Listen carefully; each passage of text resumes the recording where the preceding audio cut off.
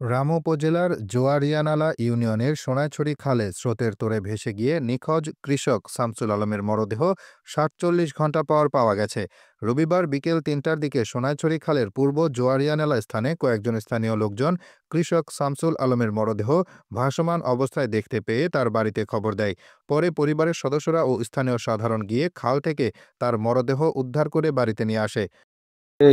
শুক্রবার 5:30 বাজে কতগুলো গরু আছে, গরু পার সময় সময় ওইখানে গেছিল। তো যাওয়ার সময় নদীতে ঝাঁপ দিছে, ঝাঁপ দেওয়ার পরে ওনাকে আর খুঁজে পাওয়া নাই। একটা মহিলা ছিল, এর আগে একটু গিয়েছিল, প্রায় 2-3 হাত আগে একটু দেখছিল, দেখার পরে ডুব দিছে, ডুব দেওয়ার পরে ওনাকে আর খুঁজে পাওয়া যায়নি। যাওয়ার পরে আমরা সারা রাত ওনাকে করছিলাম, আমরা খুঁজে পাই নাই। তারপরে কালকে ফায়ার সার্ভিস আসছিল, কোনো রেসপন্স পাই নাই আমরা। তারপরে এরপর আবার ডুবিরে আসছিল চট্টগ্রাম থেকে। ডুবিরে আসার পর না প্রায় 2-3 ঘন্টা পর্যন্ত ওরা খুঁজেছিল, ওরা পাই নাই। ওরা কাল চলে গেছে। কাল চলে যাওয়ার পর আজকে আবার প্রায় 3টার দিকে ওনাকে পাওয়া গেছে। শুক্রবার ২০ জুন বিকেল ৫টার দিকে কৃষক শামসুল আলম প্রতিদিনের মতো গরু আনতে যান। গরু নিয়ে বাড়ি ফেরার সময় সোনাইছড়ি খাল পার হচ্ছিলেন।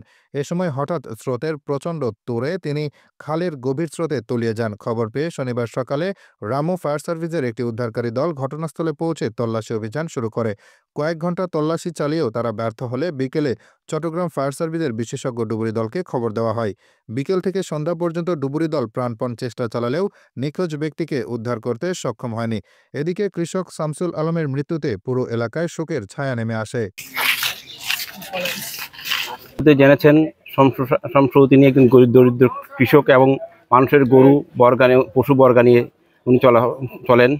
তো ইনি গত পরশুদিন বিকেলের দিকে ওই গরু নিয়ে খাল পার হওয়ার সময় মিসিং হয়ে যায়।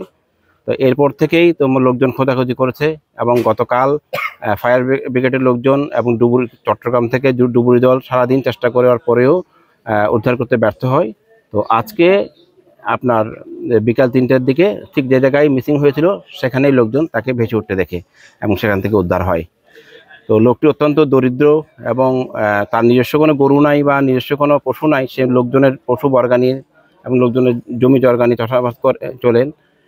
গত কয়েক মাস আগেও বজ্রপাতে তার 4টি গরু মারা যায়। সে খুব ক্ষতিগ্রস্ত, তার পরিবার খুব অসহায় অবস্থায়। আমরা উপজেলা প্রশাসন এবং বিভিন্ন দানশীল ব্যক্তির তার পরিবারের পাশে দাঁড়ার জন্য আবেদন জানাচ্ছি।